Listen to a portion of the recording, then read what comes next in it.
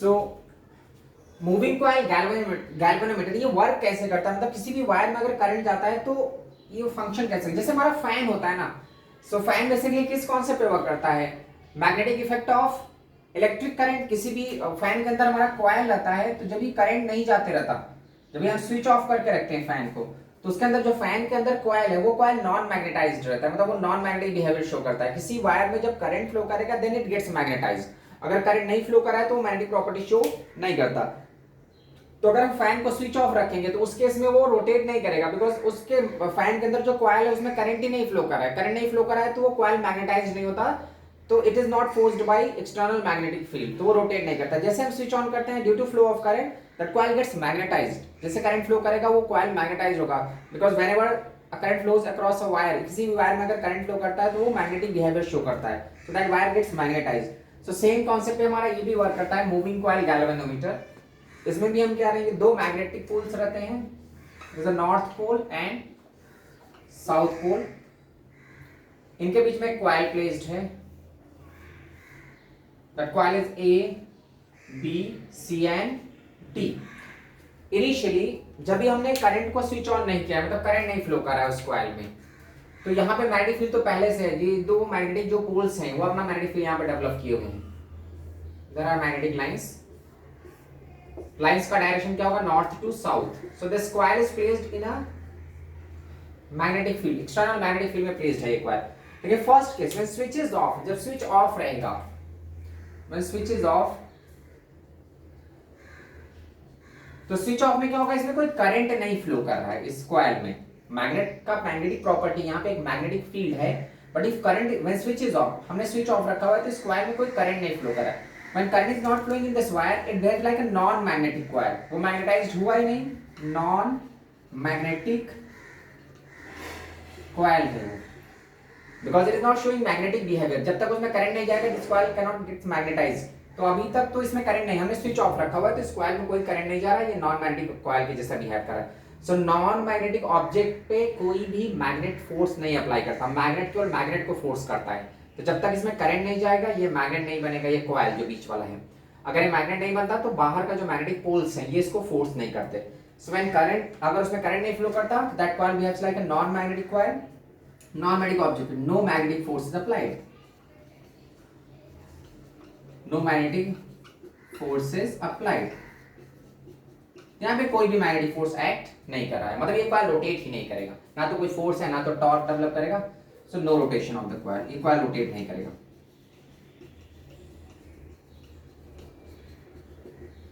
No rotation of coil, this is the first case. Second case, जैसे हम इसमें current flow कराएंगे, मतलब हम स्विच ऑन करते हैं अगर, तो जब स्विच ऑन करेंगे it gets magnetized when switch is on. हमने स्विच ऑन किया मतलब उस कॉइल में करंट फ्लो कराया, ये north pole, this is the magnetic pole, south pole, इसके बीच में हमारा कॉइल था। जैसे स्विच ऑन करेगा due to flow of current, इसमें इस कॉइल में करंट फ्लो करेगा and this coil is, because of that flow of current this coil gets magnetised, इस पे एक मैग्नेटिक फील्ड डेवलप हो जाएगा इस कॉइल पे अपना खुद का। These are the magnetic lines उस वायर के across, due to flow of current this coil gets magnetised.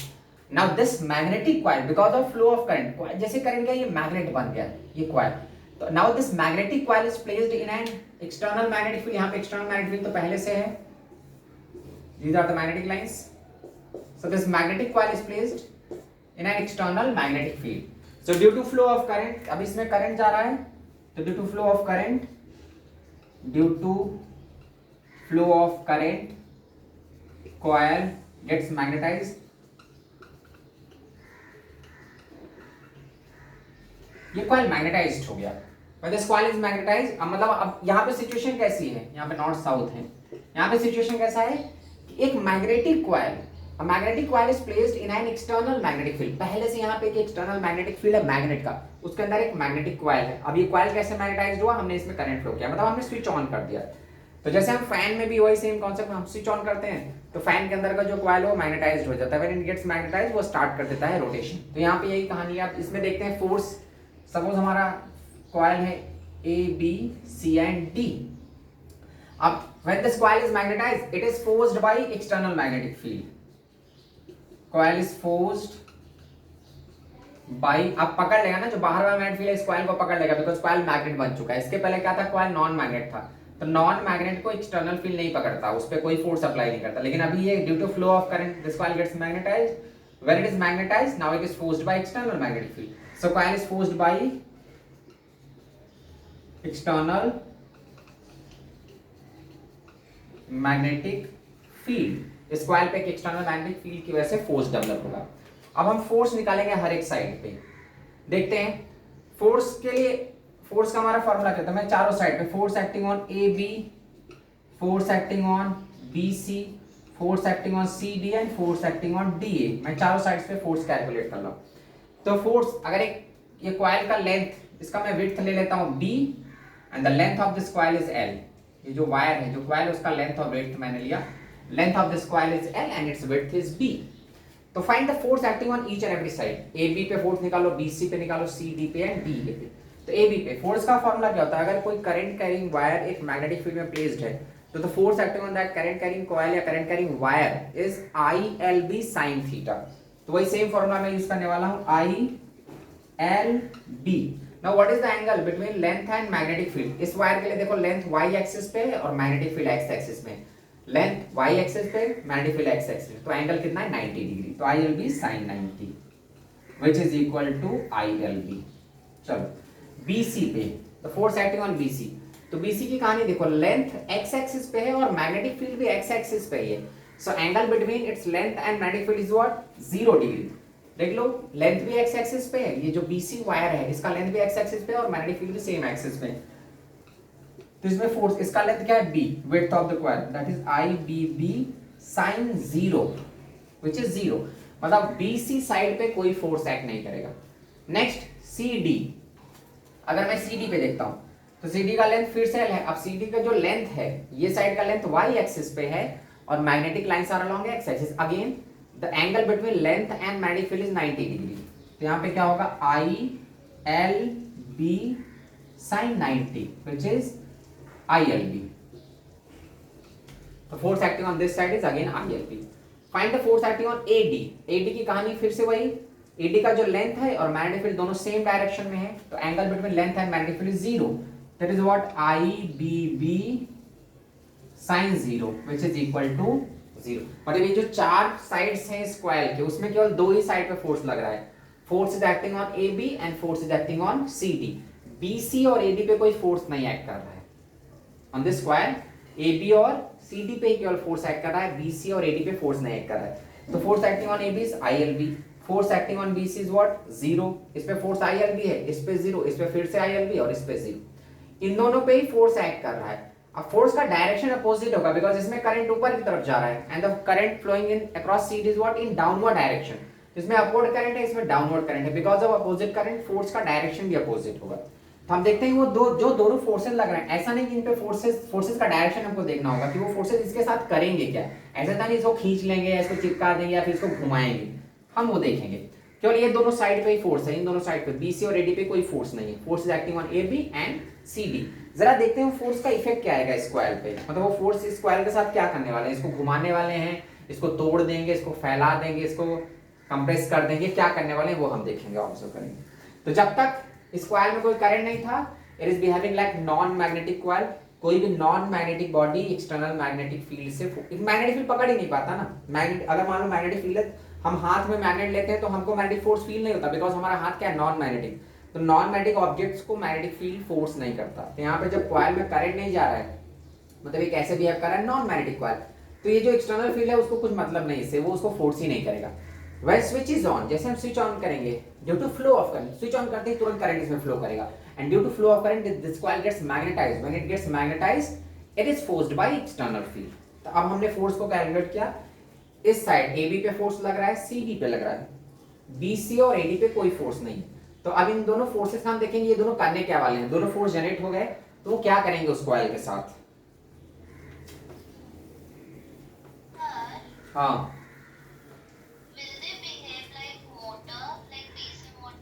हाँ वो वैसा ही इलेक्ट्रिक मोटर के जैसा ही होता है ना, ये इसको रोटेट करेगा। लेकिन मोटर क्या होता है, इनफाइनाइट राउंड घूमता है। तो गैल्वेनोमीटर इनफाइनाइट राउंड नहीं, मोटर तो क्या घूमना चालू करेगा तो घूमता ही रहेगा। तो जो गैल्वेनोमीटर हमारा पॉइंटर होता है वो ऐसे नहीं शो करता, वो बस एक रेंज तक ही घूमता है ऐसे। ठीक है, गैल्वेनोमीटर में जो पॉइंटर रहेगा वो एक रेंज तक घूमेगा, पंखे के जैसा ऐसा नहीं कि घूम ही रहा है। ठीक है, सो मोटर में क्या होता है, कोई रिस्ट्रिक्शन नहीं होता, वो इनफाइनाइट राउंड रोटेट करता है। लेकिन गैल्वेनोमीटर का जो पॉइंटर होता है, जो कॉइल होता है, वो रिस्ट्रिक्टेड होता है एक रेंज तक। सो आप देखते हैं यहाँ पे हमारा कॉइल हो गया, ये हमारा A B, this is what A B C and D. इसमें करंट ऊपर है, इसमें करंट राइट साइड में, इससे डाउनवर्ड, इसमें लेफ्ट साइड में। यहाँ पे मैग्नेटिक पोल्स रखे हैं नॉर्थ एंड साउथ। अभी मैं फोर्स के डायरेक्शन को, इस पे तो कोई फोर्स नहीं है, इस पे भी फोर्स नहीं, फोर्स केवल इन दोनों पे ऐड कर रहा है। Find the direction of force. So by using Fleming and left hand rule we can find the direction of force. ये हमारा मैग्नेटिक लाइंस है ऐसे। Find the direction of force acting on the first side A B. A B पे force का direction क्या होगा? Force है इसमें आई एल बी, इस पे भी आई एल बी, दोनों पे फोर्स है। ए बी पे फोर्स कितना है? I L B. C D पे भी फोर्स कितना है? That is I L B. अब मैं डायरेक्शन देखने वाला, इन दोनों के फोर्स का डायरेक्शन क्या होगा। सो डायरेक्शन के लिए use Fleming left hand rule. If you are using Fleming left hand rule, तो यहाँ पे देखो जो मैग्नेटिक लाइन है, मैग्नेटिक लाइन राइट साइड जा रही है। तो फर्स्ट फिंगर मैग्नेटिक फील्ड को शो कर रहा है, that is along positive X axis. Current इस वायर में, करंट ऊपर की तरफ है दिस वे, तो magnetic lines positive X axis में है, current is along positive Y axis. तो जो हमारा थंब है, थंब पॉइंट कर रहा है इनवर्ड डायरेक्शन में, मतलब ये साइड में जो फोर्स आएगा वो बोर्ड के अंदर की तरफ आएगा, इनवर्ड डायरेक्शन में। तो this force is what? In inward direction, inside the board. इस पे देखते हैं force acting on C D. फिर से Fleming left hand rule, magnetic lines are along X axis, current downward है, देखो एकदम मैच ही कर रहा है। करंट डाउनवर्ड है, फील्ड राइट साइड में है, magnetic lines along X axis, current is along Y axis. तो हम जो फोर्स मिल रहा है हमको आउटवर्ड डायरेक्शन में, this thumb is pointing in outward direction. तो ये फोर्स किधर है? आउटवर्ड डायरेक्शन में। तो ए बी पे फोर्स इनवर्ड है और सी डी पे फोर्स कैसा है? आउटवर्ड। मतलब these two forces, these two sides are forced and forces are acting in opposite direction. तो अगर दो फोर्सेस मतलब equal and opposite force, equal and opposite force, तो ये उस कॉइल के साथ करेंगे क्या? ऐसा नहीं कि इक्वल एंड अपोजिट ऐसे लग रहे हैं, अगर ऐसे लगते तो एक दूसरे को कैंसिल कर देते, बट वो तो एक इनवर्ड लग रहा है, एक आउटवर्ड लग रहा है, ये कैसे जा रहा है, कैसे जा रहा है। सो ये इस कॉइल को रोटेट कर देंगे, टर्निंग इफेक्ट देंगे। तो यहाँ पे ये दोनों जो इक्वल एंड अपोजिट फोर्सेस लग रहे हैं वो एक टॉर्क जनरेट करते हैं, because of that torque this coil rotates. ऐसा नहीं कि एक राइट साइड खींच रहा है, लेफ्ट साइड तो खत्म कर दिया एक दूसरे को, वैसा होता तो कैंसिल कर देते या ये फैल जाता है। बट यहाँ पे क्या हो रहा है, एक अंदर की तरफ लग रहा है, एक बाहर की तरफ, मतलब एक इनवर्ड डायरेक्शन में, another force is in outward direction. तो because of that opposite direction ये टर्न लेने लगता है, कॉइल रोटेट करता है। तो equal and opposite force, torque is W, torque is W. यहाँ पे एक टॉर्क डेवलप हो जाता है। अब टॉर्क का फॉर्मूला हमको मालूम है, torque is equal to force into perpendicular separation, torque is equal to force into perpendicular separation between forces. अब तो ये फोर्स की वैल्यू मैंने निकाला, फोर्स कितना है? I L B into the perpendicular separation. Perpendicular separation क्या है इन दोनों के बीच का? That is width of this coil, that is B.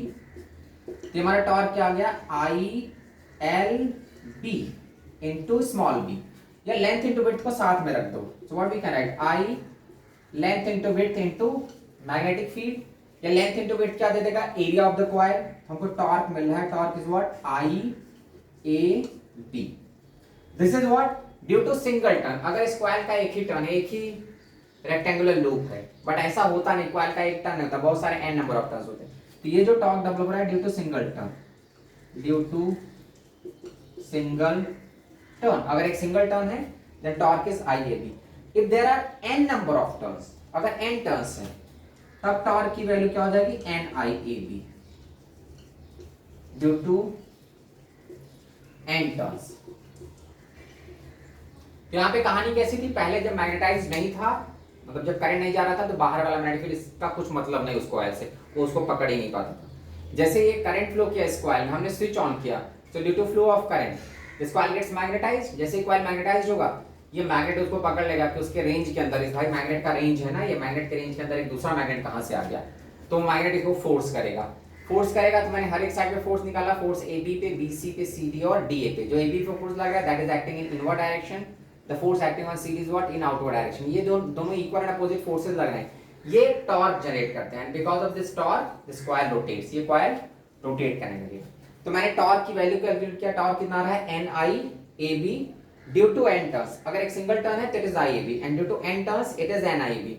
अब ये गैल्वेनोमीटर, हम गैल्वेनोमीटर पढ़ रहे हैं, हम इलेक्ट्रिक मोटर नहीं। इलेक्ट्रिक मोटर में क्या होता है, वो घूमना चालू करता है तो घूमते ही रहता है। पंखा है वो घूम रहा है तो ऐसा थोड़ी ना रिस्ट्रिक्टेड है कि वो एक लिमिट तक घूम के रुक जाएगा, वो इनफाइनाइट राउंड घूमने वाला है, ठीक है।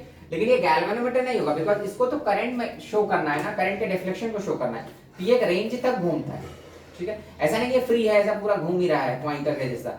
ऐसा देखा ना जैसे बाइक में स्पीडोमीटर होता है, तो अगर वो ऐसा घूमेगा तो हम क्या डिसाइड करेंगे कि कितना स्पीड है, वो तो एक रेंज तक रिस्ट्रिक्टेड है, क्लियर। ये भी रिस्ट्रिक्ट, आप कैसे रिस्ट्रिक्ट करते हैं इसको, हम एक वायर से कनेक्ट करते हैं।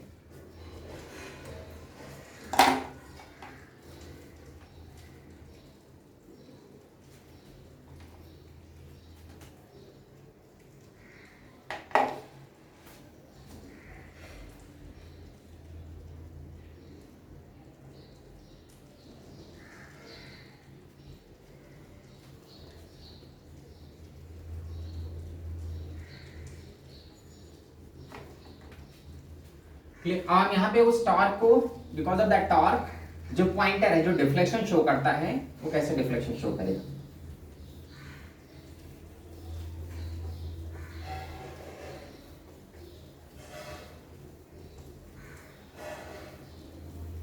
सो ये हमारा गैल्वेनोमीटर इनफाइनाइट, फैन के जैसा इनफाइनाइट राउंड नहीं घूमने वाला है, it is connected with a wire, एक इलास्टिक वायर से कनेक्ट होता है। ये हमारा north pole, this is what south pole, बीच में हमारा कॉइल है, इसको छोटा सा मैं बनाता हूँ थोड़ा सा, और मुझे जगह से, ठीक है। यहाँ पे ये मैग्नेटिक लाइंस थी, यहाँ पे एक कॉइल था, जो हमने कॉइल बनाया, इस coil what A B C D, A B C and D, जिसमें करंट फ्लो कर रहा था। If it is flowing in clockwise anti clockwise, कैसे भी फ्लो कर सकता है। यहाँ पे it is in placed in a magnetic field, external magnetic field, ऐसा। सो हियर दिस कॉइल, ये जो कॉइल है हमारा, अब यहाँ पे देखो कोई बैटरी लगा हुआ है, यहाँ पे ऐसा नहीं, यहाँ पे एक बैटरी लगा रहेगा जिसकी वजह से करंट फ्लो कर रहा है, तो वो मैं नहीं शो, मैं डायरेक्ट यहाँ पे लूप देख रहा हूँ। इधर हम एक वायर कनेक्टेड रहता है और उस वायर से पॉइंटर कनेक्टेड होता है यहाँ पे, जो डिफ्लेक्शन शो करेगा थीटा का। मतलब ये फ्री नहीं है, ये ऐसा नहीं हवा में इनफाइनाइट राउंड घूमता रहेगा पंखे के जैसा, ये रिस्ट्रिक्टेड है। मतलब जैसे ये रोटेट करना स्टार्ट करेगा, ये जो इलास्टिक वायर है इसमें ट्विस्ट आएगा, ये इलास्टिक वायर ट्विस्टेड हो जाएगा, बिकॉज ये रिस्ट्रिक्ट इस वायर से कनेक्टेड है। तो व्हेन दिस कॉइल रोटेट्स, वो वायर इसको फ्री नहीं किया, ये मतलब ऐसा फ्री नहीं है जो इनफाइनाइट राउंड घूम सके, it is connected with N elastic wire. तो जैसे ये रोटेट करेगा, इस इलास्टिक वायर में ट्विस्टिंग आएगी, वो इलास्टिक वायर ट्विस्ट होने लगेगा, तो इसमें भी एक रीस्टोरिंग इलास्टिक टॉर्क डेवलप होता है। व्हाट इलास्टिक वायर, सो उस इलास्टिक वायर के अंदर एक रीस्टोरिंग टॉर्क डेवलप होता है, या correcting torque, restoring torque, restoring torque that is represented by tau c। तो बिकॉज ऑफ द रोटेशन, ये फैन, ये कॉइल रोटेट करेगा तो इसमें ट्विस्टिंग आएगी, ऐसा ये ट्विस्ट होने लगेगा wire. So because of the twisting of the wire, ये जितना ज्यादा ट्विस्ट होगा, ये कॉइल रोटेट करेगा, इस वायर को ट्विस्ट करेगा, वायर ट्विस्ट होगा तो ये पॉइंटर डिफ्लेक्शन शो करता है। यहाँ पे जो रीडिंग्स रहती है, इधर रीडिंग्स दी रहती है, तो ये पंखे के जैसा इनफाइनाइट राउंड नहीं घूमने वाला है, फैन के जैसा ऐसा नहीं कि इनफाइनाइट राउंड वो रोटेट ही कर रहा है। It is connected with this wire, जब ये रोटेट करेगा तो इस वायर में ट्विस्टिंग आएगी, and because of this twisting ये डिफ्लेक्शन शो करता है theta. So that deflection we have to find. तो ड्यू टू रोटेशन, इसका जो रोटेशन है, बिकॉज ड्यू टू रोटेशन इसमें जो टॉर्क आया दैट इज रीस्टोरिंग टॉर्क। तो रीस्टोरिंग टॉर्क की वैल्यू जो होती है tau C, the tau C is directly proportional to theta. जितना ज्यादा टॉर्क डेवलप होगा उतना ज्यादा इसमें रीस्टोरिंग टॉर्क आएगा, तो उतना डिफ्लेक्शन भी शो करेगा। तो वो डिपेंड करता है उसके ट्विस्टिंग पे, वो कॉइल उसको कितना ट्विस्ट कर रहा है। तो torque, restoring torque is what directly proportional to theta. ये जितना घूमेगा उतना ज्यादा इसमें रीस्टोरिंग टॉर्क है। ये कॉइल जितना ज्यादा रोटेशन शो करेगा उतना ज्यादा इसमें रीस्टोरिंग टॉर्क आएगा, and because of that restoring torque वो पॉइंटर एक डिफ्लेक्शन शो करता है। तो torque C, that restoring torque is directly proportional to theta. यहां पे हम हटाएंगे तो torque C is equal to what we can write C theta, where C is twist constant, उस मटेरियल का ट्विस्ट कांस्टेंट ऑफ वायर, जो हमने wire use किया उसका ट्विस्ट कांस्टेंट क्या है सी। अब देख लो ये टॉर्क आया कहां से, because of the rotation of the coil. दोनों टॉर्क को इक्वेट करो, torque is equal to what torque C, ये हमारा जो कॉइल में रोटेट टॉर्क डेवलप होता है, because of that rotation, because of that torque only इस वायर में ट्विस्टिंग है, इस वायर में रिस्टोरिंग टॉर्क डेवलप हुआ। तो दोनों को इक्वेट करो, कॉइल में कितना आया था NIAB, so NIAB is equal to torque C, इसमें क्या हो जाएगा C इंटू थीटा, यहां से हम सिंप्लीफाई कर सकते हैं, I we can calculate I is equal to what C upon NAB into I is equal to C upon NAB into theta. तो करंट, जरा करंट को देखो, रिलेट करो, करंट हमारा I इज इक्वल टू क्या रहा है C upon NAB into theta, मतलब ये जो करंट है ये डिपेंड किस पे करा है, these quantities are constant, twist constant, ये C कांस्टेंट है, नंबर ऑफ टर्न्स कांस्टेंट है, एरिया कांस्टेंट है, मैग्नेटिक फील्ड, ये सारे टर्म्स कांस्टेंट है, ये तो पूरा कांस्टेंट टर्म है। बिकॉज एक बार हम कॉइल, एक बार गैल्वेनोमीटर बना देते हैं तो उसमें जो वायर यूज कर रहे हैं उसको बार बार चेंज नहीं करते, तो वायर का ट्विस्ट कांस्टेंट सेम है। नंबर ऑफ टर्न्स, उसमें जो कॉइलिंग की गई उसका नंबर ऑफ टर्न्स भी सेम है, कांस्टेंट रहने वाला। एरिया, वो जो कॉइल का एरिया है दैट एरिया इज कांस्टेंट, मतलब फिजिकल स्ट्रक्चर तो हम नहीं डिस्टर्ब करते बार बार, तो ये सारा फिजिकल स्ट्रक्चर है, twist constant, number of turns, area and magnetic field. जो मैग्नेट हमने एक बार सेट कर दिया, वहां पे मैग्नेट प्लेस किया तो उसको भी बार बार नहीं चेंज करेंगे। What we can change the current flowing in that wire, जिस वायर के करंट को मेजर कर रहा है उसमें हम करंट को चेंज कर सकते हैं। तो अगर करंट चेंज होगा तो वो डिफ्लेक्शन भी शो करेगा, तो मतलब current is directly proportional to theta, जिसमें करंट फ्लो कर रहा है, that flow of current is directly proportional to angle जो डिफ्लेक्शन शो करता है। मतलब अगर उस वायर में हाई करंट रहेगा तो वो हाई डिफ्लेक्शन शो करेगा, करंट लो रहेगा तो डिफ्लेक्शन भी लो। तो पॉइंटर का डिफ्लेक्शन डिपेंड करता है उस वायर के करंट में, उस कॉइल में कितना करंट जा रहा है। कॉइल में ज्यादा करंट जाएगा, ज्यादा टॉर्क डेवलप होगा तो ये ज्यादा डिफ्लेक्शन शो करेगा, करंट कम रहेगा तो टॉर्क कम रहेगा तो डिफ्लेक्शन भी कम। तो यही हमको प्रूव करना था कि जो गैल्वेनोमीटर का करंट होता है it is directly proportional to theta, high current high angle of deflection, low current low deflection देगा।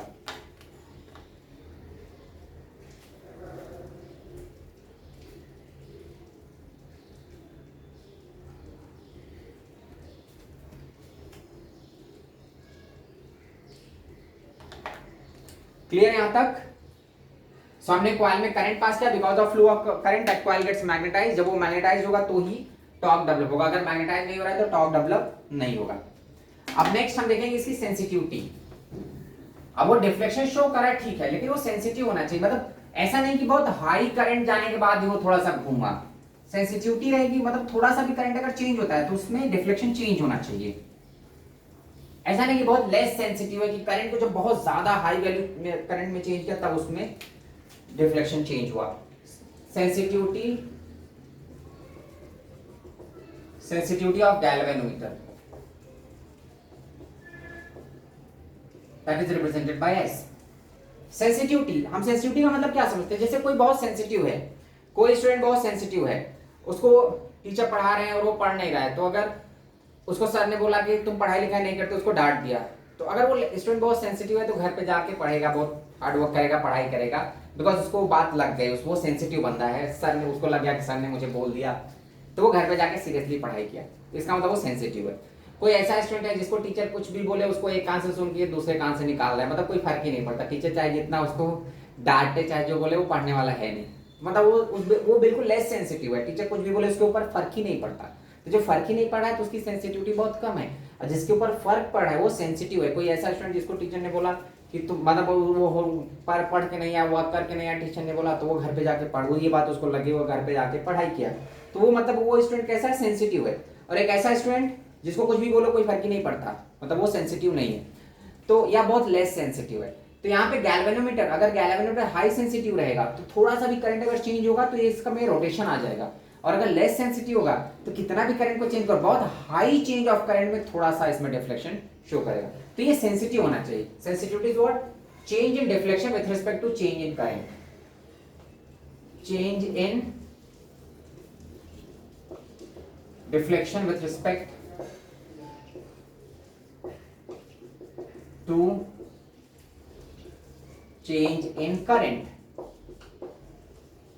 change in deflection with respect to change in current, मतलब sensitivity is what, d theta by di, मतलब अगर current थोड़ा सा change हुआ, current में अगर small change आता है तो डिफ्लेक्शन चेंज हो जाना चाहिए, और थोड़ा भी करंट जाए तो वो बता देना चाहिए, सेंस करके वो शो करना चाहिए रीडिंग।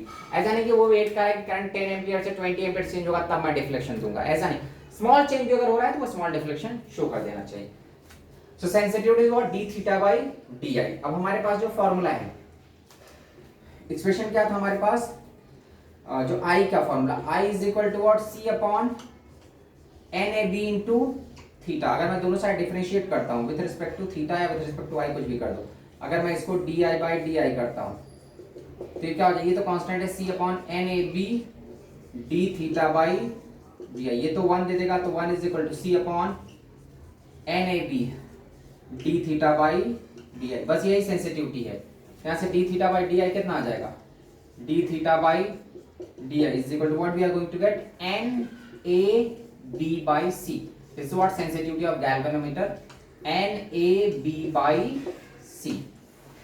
तो sensitivity is what change in deflection with respect to change in current. Galvanometer high sensitive होना चाहिए, अगर थोड़ा सा भी उसमें करंट चेंज हो रहा है तो डिफ्लेक्शन चेंज हो शो करना चाहिए। स्मॉल वेरिएशन ऑफ करंट के लिए भी वो डिफ्लेक्शन शो करना चाहिए। ऐसा नहीं कि लेस सेंसिटिव है कि हमारा करंट बहुत high value of current change किया तब जाकर वो डिफ्लेक्शन दिया। So S is what N A B by C. मतलब सेंसिटिविटी डिपेंड किस पे करता है, नंबर ऑफ टर्न्स पे। अगर कॉइल में नंबर ऑफ टर्न्स ज्यादा होंगे तो हाई सेंसिटिव गैल्वेनोमीटर होगा, एरिया भी ज्यादा होगा तो भी उसकी सेंसिटिविटी हाई रहेगी। मैग्नेटिक फील्ड, जो मैग्नेट यूज किए गए हैं उनका मैग्नेटिक फील्ड स्ट्रेंथ ज्यादा है तो भी उसकी सेंसिटिविटी ज्यादा होगी। मतलब बड़ा सा कॉइल है, बड़ा सा मैग्नेट है तो सेंसिटिविटी ज्यादा रहेगी।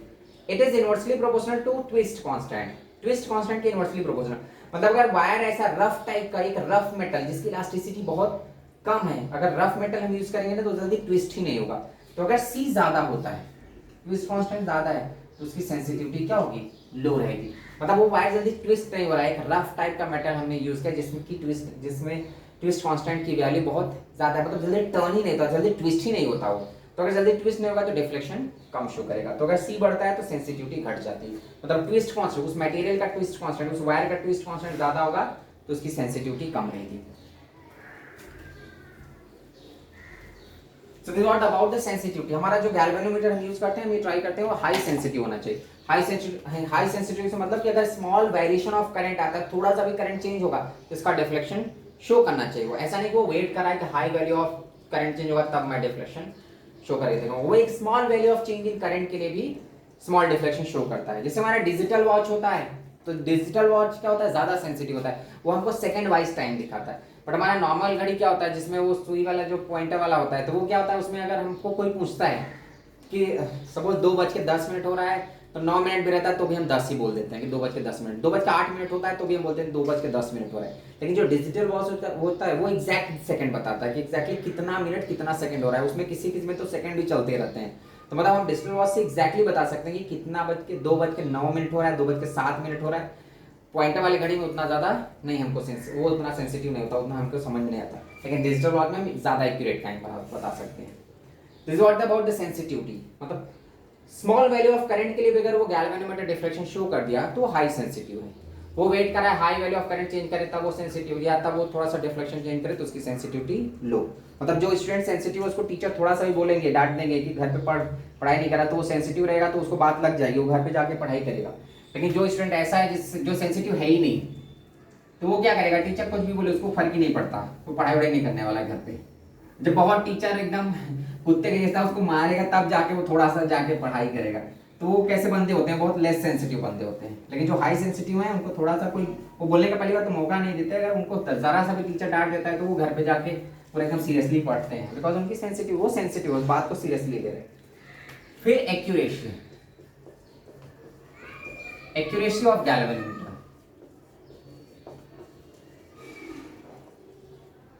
अब जो रीडिंग गैल्वेनोमीटर शो कर रहा है, तो नॉर्मली क्या होता है कि कोई भी क्वांटिटी हम मेजर करते हैं, करंट वोल्टेज कुछ भी, तो एरर तो आता है, कोई भी फिजिकल क्वांटिटी मेजर करने में एरर आता है। तो हमको एक्यूरेसी पे भी ध्यान देना होगा। ऐसा नहीं देखना है कि गैल्वेनोमीटर ओवर सेंसिटिव है, कि मतलब थोड़ा सा करंट चेंज हुआ, मान लो करंट चेंज हुआ है 1 मिली एम्पियर से, उसके लिए उसको डिफ्लेक्शन चेंज करना था 1 डिग्री का शो करना था, बट वो शो करा है 10 डिग्री का, 20 डिग्री का, मतलब ये कुछ ज्यादा ही सेंसिटिव है। तो ओवर सेंसिटिव भी नहीं होना चाहिए गैल्वेनोमीटर, मतलब एक्यूरेसी भी मेंटेन होनी चाहिए। स्टूडेंट ऐसा नहीं है कि टीचर ने बोल दिया तो उस बात को इतना सीरियसली ले लिया कि वो पढ़ पढ़ के पागल हो गया, 2 महीने में सोया ही नहीं, वो ऐसा भी नहीं वर्ड सेंसिटिव होना चाहिए। गैल्वेनोमीटर ऐसा होना चाहिए कि हम अगर स्मॉल वैल्यू ऑफ करंट में चेंज हो रहा है तो स्मॉल डिफ्लेक्शन शो करना चाहिए, बट ऐसा नहीं कि over sensitive high deflection show कर दे रहा है, तो वो क्या करेगा, फिर गलत वैल्यू दिखाने लगेगा। तो एक्यूरेसी भी मेंटेन होना चाहिए, विद सेंसिटिविटी एक्यूरेसी भी मेंटेन होनी चाहिए।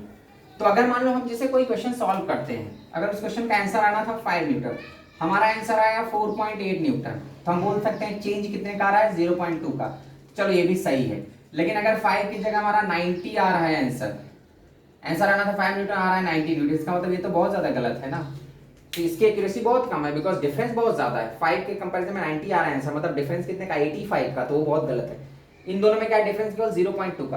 तो अगर चेंज जो डिफरेंस आ रहा है रीडिंग में, मतलब एग्जैक्टली उस गैल्वेनोमीटर को जो रीडिंग मेजर करना तो उसमें स्मॉल डिफरेंस आ रहा है, तो मतलब एक्यूरेसी ज्यादा है। डिफरेंस बढ़ गया तो एक्यूरेसी कम हो जाती है।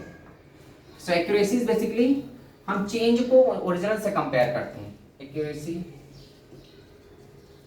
Is what, change in current with respect to original current और change in deflection with respect to original deflection. Original से क्यों कंपेयर कर रहे हैं, क्योंकि हम ये हमारा चेंज ओरिजिनल से ही कंपेयर किया जाएगा।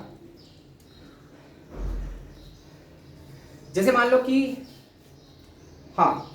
कि हमको हमसे कोई भिखारी है रोड पे, वो पैसा मांग रहा है, तो मुझे उसको देना था 10 रुपए, ठीक है, बट मेरे जेब से 100 का नोट नहीं, मुझे 1 रुपया देना था, इतना नहीं, मुझे 1 रुपया देना था, बट मेरे जेब से 10 रुपए का नोट निकल गया।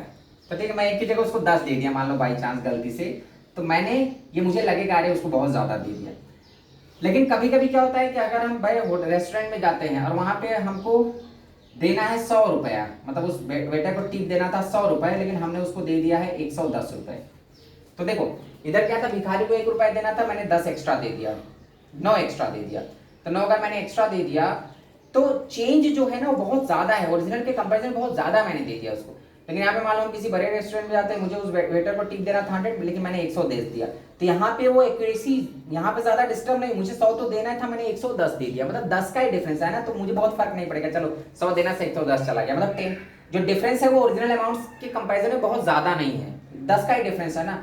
तो यहाँ पे जो 10 का डिफरेंस आ रहा है वो ओरिजिनल अमाउंट के रिस्पेक्ट में कम ही है, लेकिन यहाँ पे जो 10 का डिफरेंस आ रहा है वो ओरिजिनल अमाउंट के कंपैरिजन में बहुत ज्यादा है। तो यहाँ पे एरर ज्यादा हो गया, गलती यहाँ पे ज्यादा हो गई, यहाँ पे गलती कम हुई, 100 देना से 110 भी दे दिया तो कोई फर्क नहीं पड़ता, ठीक है। लेकिन यहाँ पे क्या था, यहाँ पे 10 का डिफरेंस ज्यादा हो गया, मुझे देना था 1 रुपया, दे दिया 10 रुपया, तो वहां पे ज्यादा डिफरेंस आ रहा है। तो हम चेंज को ओरिजिनल से कंपेयर करते हैं, तो चेंज तो दोनों में सेम था, यहाँ पे भी 10 का, यहाँ पे भी 10 का, लेकिन यहाँ पे एक्यूरेसी कम है, यहाँ पे एक्यूरेसी फिर भी ज्यादा है, बिकॉज बहुत ज्यादा गलती नहीं, बहुत ज्यादा डिफरेंस नहीं है।